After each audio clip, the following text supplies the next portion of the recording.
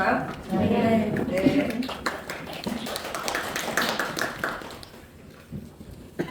자, 이제 오늘 제 발표는 이제 탐구의 목적성을 고려하자.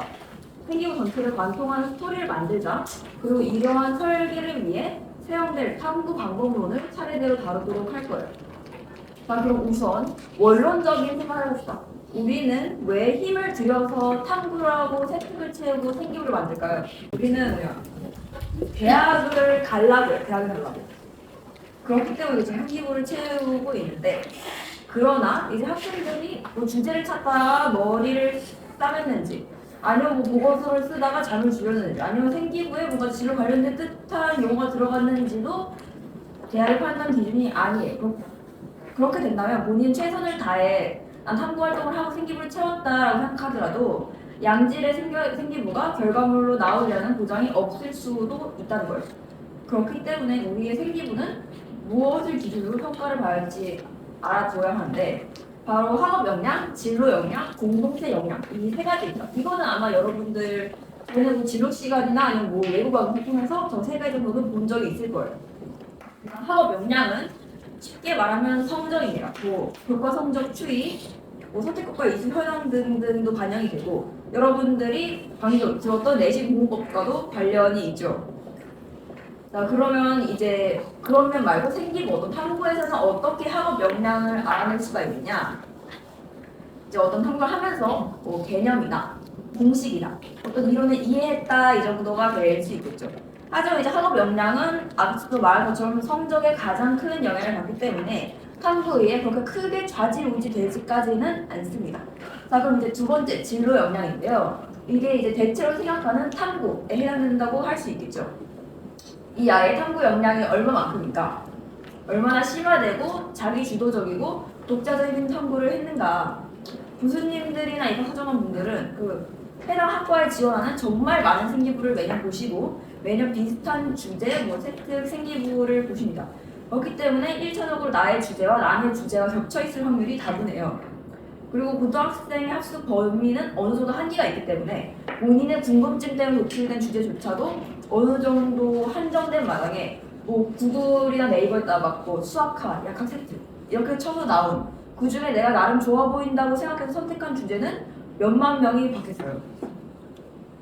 그리고 탐구를 했을 때 내용적인 면에서도 같은 탐구를 하더라도 같은 주제로 탐구를 하더라도 개인이 초점을 둔 부분은 누구나 다를 수가 있기 때문에 내가 탐구를 하게 된 나의 동기, 탐구를 통해서 내가 뭘 알았고 뭘 느끼고 어떻게 변화했는지, 그리고 궁극적으로 각 활동 하나하나들이 어떻게 유기성을 이루어 자기만의 스토리가 생기고 완성이 되는지, 지금 대략적으로 얘기했지만 오늘은 여기에 집중해서 이걸 어떻게 달성할 수 있을지를 설명하려고 합니다. 자, 이제 셋 중에 마지막은 공동체 역량인데요. 공동체 역량의 경우에는 뭐 성실성, 리더십 이런 게 반영이 되고요. 개근하고 임원하고 그런 식으로 내가 뭘 했는지도 나타낼 수가 있고, 탐구 관련으로는 이게 어떤 방식으로 나타나냐. 일단 주제 설정 동기를 내가 뭐 사회적으로 누구를 돕기 위해 했다, 아니면 지금의 어떠한 현 상황을 개선하기 위해 했다, 그런 식의 그런 동기도 반영이 될 수 있고, 아니면 내 탐구 활동에서 뭐 이런 갈등이 있었는데 해결했다, 이런 어려움이 있었는데 극복했다 등등의 그런 스토리텔링 또한 공동체 역량에 해당될 수가 있겠어요. 자, 이제 좀 더 구체적인 부분으로 넘어가 볼게요. 아까 탐구를 하더라도 내가 본인이 왜 이 탐구를 했는지, 뭘 느꼈는지, 그리고 뭘 새로 알았는지 이러한 부분들이 중요하다고도 했고, 이러한 차별점들이 모이고 각 활동 하나하나들이 이어져가지고 자신만의 스토리가 완성되어야 한다고도 했죠. 이제 그걸 편하게 생기부 컨셉이라고 부를게요. 예를 들자면 저는 올해 약대에 갔죠. 이제 저는 생기부의 담긴 목표가 단순히 뭐 약사, 약학과 이런 게 아니고 의학 불균형을 해소하고자 약물 전달 기술을 탐구하는 연구 약사 이거였어요. 자, 그러면 이거를 어떻게 생기부를 통해서 어필할 수 있을까요? 이게 생기부 어딘가에 이 문장이 들어가 있으면 될까요? 아니에요. 왜냐면 근거가 없습니다. 말만 저렇게 해둔다고 끝이 아니기 때문에 본인의 목표에 대한 진정성이 총체적인 활동을 통해서 드러나야 하는 겁니다. 저 같은 경우에는 저게 목표고 컨셉이라고 했잖아요. 저도 뭐 저렇게 정해두고 저걸 해야겠다 하고 입학한 거는 아니고, 저는 이제 약대 지망이긴 했지만 원래 1학년 때까지는 그렇게 큰 목표가 없고 그냥 각 과목에 충실한 탐구 정도만 하고 있었는데 그러다 2학년이 되었는데 사문탐 과목 논문 리뷰 발표 대회, 뭐 캠공 이런 걸 거치면서 DEPR에서 이래저래 논문을 좀 많이 찾아보게 됐는데 약학 중에서 약물 전달 기술이라는 분야를 접하게 된 후로 완전 매혹당했어요. 약물을 표적 부위에 정확히 전달해서 최소 용량으로 최대 농도와 효율을 이끌어내는 걸 목표로 하는 분야인데 그래서 나염수 약물 가용에도 쓰이고 그렇게 되면 경제적인 부담도 감소하고 그러다 보니까 어떤 소수자 집단의 그런 의료 약물 체계에서 벗어난 그런 약을 누리지 못하는 사람들을 약물 전달 기술을 사용해서 의약 부균형 해소에 박차를 가해줄 수 있겠다 생각이 든 거예요.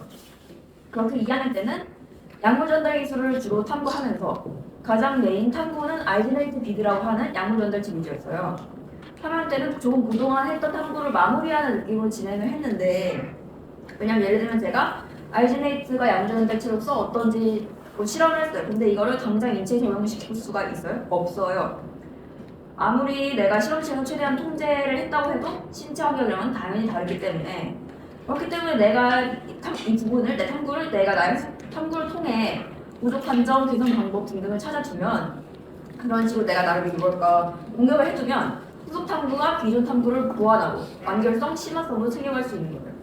자, 이 우리가 지금 컨셉이라고 부르고 있는 목적을 만들면 주제 잡기도 생각을 정돈하기도 굉장히 쉬워지는데 목표는 어떤 식으로 잡을 수가 있느냐. 자, 이제 본인 진로를 머릿속으로 떠올리세요. 학과나 지망하는 현재 지망하는 과를 머릿속으로 떠올리시고 그다음에 이제 적용하면서 들어보세요. 본인 학과나 진로가 있으면 이제 앞에 뭐뭐한 플러스 자기 진로 아니면은 뭐 어느 분야에 관심이 있는 플러스 자기 진로 뭐뭐하는 뭐 친절한 따뜻한 이런 게 올 수도 있겠고 뭐 저 같은 경우에는 뭐 다중 언어로 고백 상담을 열심히 하는 인사명사 이런 것도 될 수 있고 아니면 어느 분야를 정한다면 뭐 저 같은 경우 여기 써 있듯이 약물 전달에 관심이 있는 인사명사 뭐 이렇게 이런 식으로 본인의 주제를 좁게 잡아두면 내가 목적 의식이 있기 때문에 그 세부 분야의 내용을 내가 알고 있는 것이기 때문에 나중에 주제 선정도 쉽고 굉장히 정돈되고 진정성 있는 생기부가 완결될 수 있습니다. 그러면 이제 본인이 가장 파고드는 대규모 탐구를 하게 되는 주제가 있을 텐데 그걸 이제 메인 탐구라고 부를게요. 저 같은 경우는 이제 메인 탐구 주기가 의약 불균형을 해소하기 위해 약물 전달 기술을 탐구하는 연구 약사에 걸맞는 주기로 이루어졌다고 방금 설명을 했죠. 근데 이제 사람이 하나의 주제만 가지고 모든 과목에 3년 동안 그것만을 할 수가 없고 그리고 그럴 수 없거니와 좋은 일도 아니에요. 그러니까 몇몇 과목의 경우에는 해당 과목에 충실한 탐구를 할 수도 있는 거고 예를 들면 저는 이제 3학년 선미쌤 국어 시간에 이상이라는 작가의 산소유전과 권태라는 작품 그 두 개를 비교 분석했어요. 이게 약이랑 관련이 있어요? 없어요. 그래도 충분히 본인의 탐구 자체에 대한 능력을 보여줄 수 있어요. 그러니까 국어 시간에 막 뭐 이상 이 주제인데 뭐 나에게 아스피린과 아달린의 차이를 알았죠. 이런 거 말고 과학에 갖다 붙이려고 생각을 하지 마시고 과목에 쓰는 탐구를 해도 본인의 능력을 보여줄 수만 있으면 됩니다. 막 구글에 가서 뭐 무작정 뭐 한국사 약학 세트, 국어 약학 세트, 영어 세트 이렇게 치고 있을 게 아니고 왜냐면 이제 과학에 본인의 어떤 학과명에 집착을 하게 된다면 되려 본인의 무능함을 증명하는 꼴이 됩니다.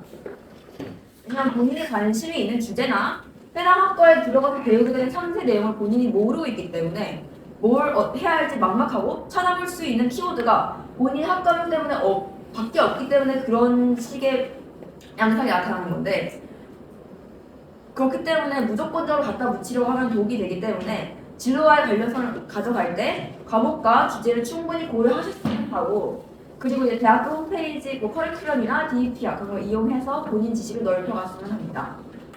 자 그리고 본인의 진로와 생기부를 관통하는 메인 탐구 외에도 해당 분야와 관련되는 줄기들이 있으면 좋은데요. 줄기들이란 나의 가장 큰 대형 프로젝트 외에도 가지가 뻗어나가듯이 기타 활동 또한 서로 연결되어 있으면 좋다는 뜻입니다.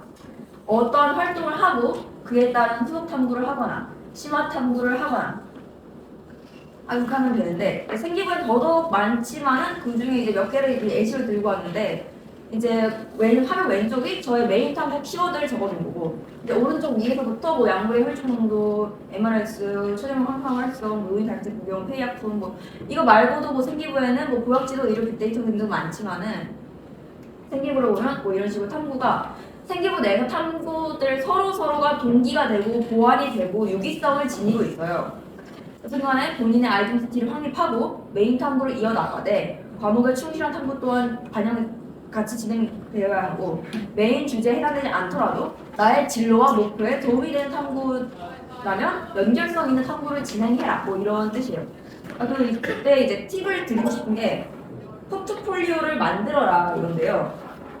이거는 그냥 그동안 뭐 본인이 만들었던 뭐 보고서, PPT, 카르뉴스, 뭐 실험 보고서, 코드 짠 거 등등 싹 다 모아 두시면 돼요. 이건 이따 시간이 남거나 궁금하면 보시는 거고.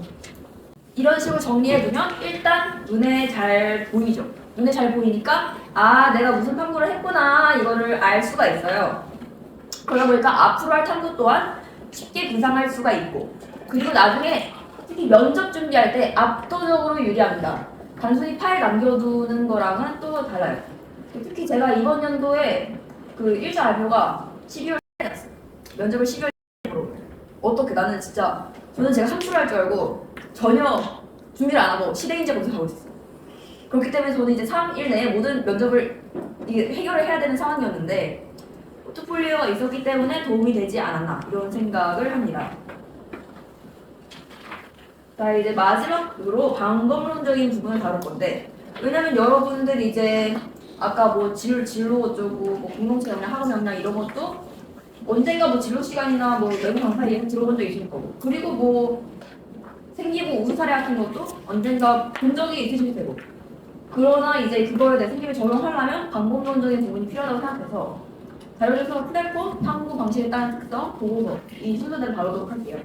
먼저 자료조사 플랫폼의 경우에는 거의 팸플렛에 되게 자세하게 되게 적어놨어요. 다양하게 적어놨는데 지금 그거를 우리들이 읽어줄 필요는 없을 것 같고 논문 관련해서 팁 하나만 알려드리자면은 보통 학생들이 보기에 그나마 편하다 싶은 논문 형식이 리뷰 논문이에요. 어떤 업계의 동향과 뭐 신기술과 뭐 이런 주제도 있고 이런 주제도 있고 그런 거를 정리해서 소개해주는 그런 느낌의 논문인데 처음 보기에는 이런 리뷰 논문이 편할 수도 있어요. 그리고 다른 신빙성 없는 플랫폼들보다 논문이 보기가 편할 수도 있어요. 왜냐면 이제 이건 본인 연구를 남들에게 공유하려고 쓴 거니까. 다만 이제 고등학생들한테 공유하려고 쓴 게 아니고 학위 있는 사람들끼리 서로 공유하려고 쓴 거니까 이제 용어의 어려움이나 그런 거는 당연히 있을 수도 있겠어요. 그렇기 때문에 리뷰 논문을 한번 참고를 해보고 그래도 어렵다 하면은 책도 읽어보시고 일반 종이책 같은 거.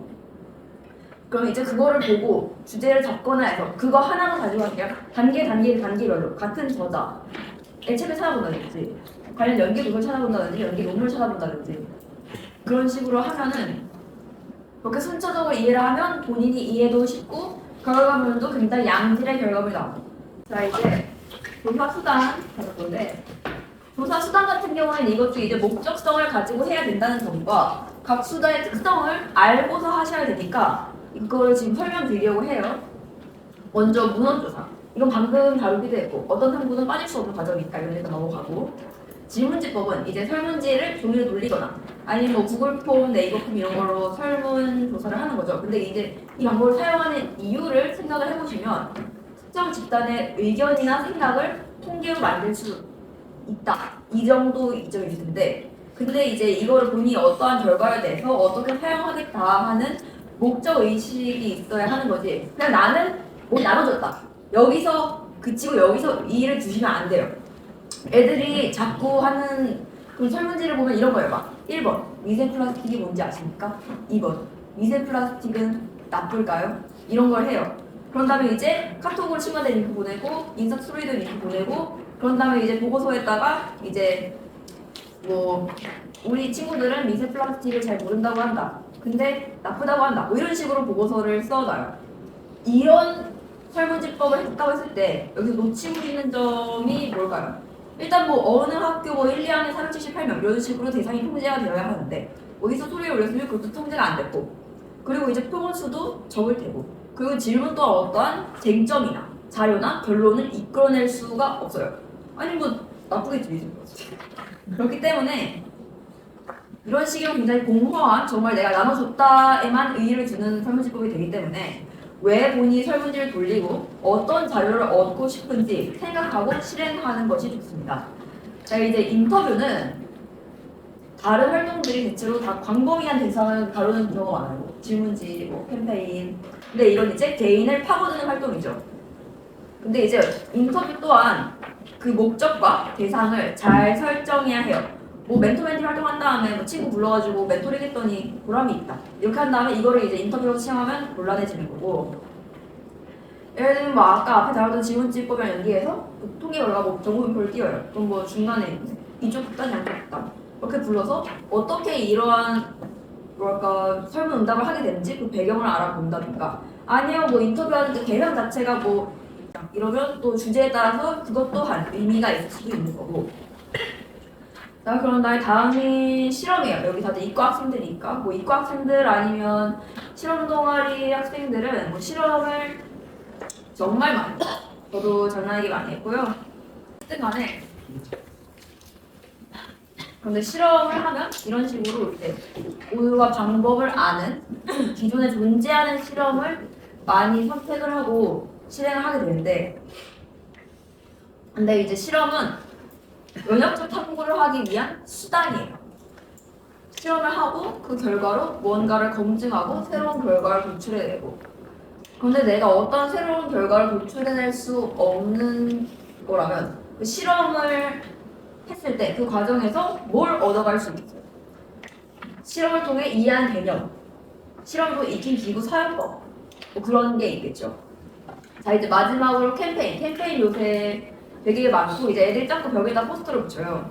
근데 이제 캠페인의 본질은 광범위하게 호소를 하고 사람들의 변화를 촉구하는 건데 그렇기 때문에 지금의 형태로는 뭔가 그러한 효용이 좀 덜하죠. 의미가 퇴색되고 그렇기 때문에 활동 보고서 같은 걸 작성할 때 대중에게 어떤 변화가 있었다를 담아주는 게 좋아요. 캠페인 전후로 설문조사를 하든가 아니면 전후로 인터뷰를 하든가 이 정도가 대표적 조사 수단에 대한 간략한 설명이 되겠고 자 이제 진짜 마지막 페이지인데 보고서 제작 방식을 다루도록 할게요. 이제 서로 그러니까 요약, 탐구 동기, 이론적 배경, 뭐 본론, 결론, 느낀 점 이 정도 순서로 진행이 될 거예요. 보통의 보고서가. 이제 프로그램은 안 쓰는 경우도 은근 많은데 이게 쉽게 말하면 요약이거든요. 아니 탐구 요약. 일단 선생님들께서 가르치는 학생도 되게 많으신데 여러분의 그 몇 장짜리 보고서를 전부 이해하기도 몇백 명의 학생들을 전부 이해하기도 굉장히 힘든 일이고 그리고 이제 여러분들이 어필하고 싶었던 포인트와 선생님들께서 보고서를 읽고 아 이게 주제가? 이렇게 이해하신 부분이 또 다를 수도 있어요. 그렇기 때문에 한번 요약을 해서 앞머리에 자기가 강조하고 싶은 부분과 요약을 짚어주는 편이 좋고 그런 다음에 이제 탐구 동기인데 이제 교과목에서 파생이 되거나 아니면 본인의 이전의 탐구에서 파생이 되는 편인 거예요. 뭐뭐를 배웠는데 이게 궁금해져서 이 탐구를 하겠다. 아니면 전에 무슨 어떤 시간에 이런 탐구를 했는데 그 탐구와 연계해서 아니면 그 탐구에서 아직 궁금한 점이 뭐가 있어. 그렇게 나의 동기가 됐다. 이런 식으로 써주는 게 좋고 그 다음에 이제 이론적 배경이죠. 여기에는 이제 여러분들이 교과에서 배운 내용과 앞으로 여러분들이 그 보고서 본문에 나온 내용을 이해할 수 있을 기본적 배경 지식 정도를 담아두는 것이 좋아요.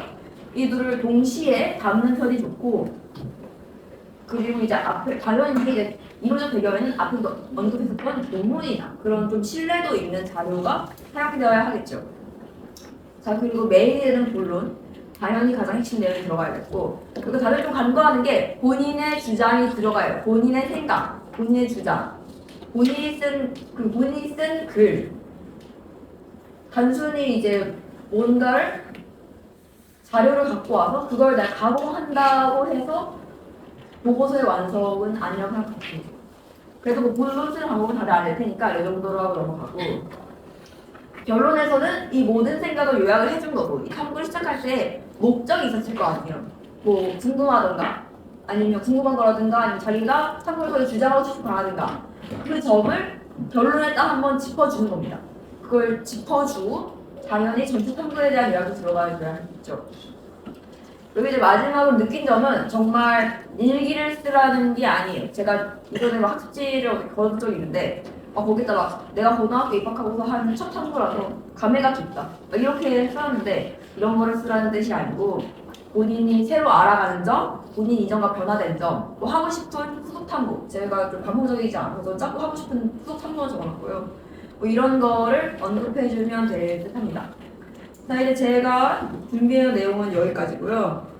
지금까지 저희는 여러분들을 위해 멘토링에서 효과자의 눈을 숨기고 보기를 주제로 설명을 한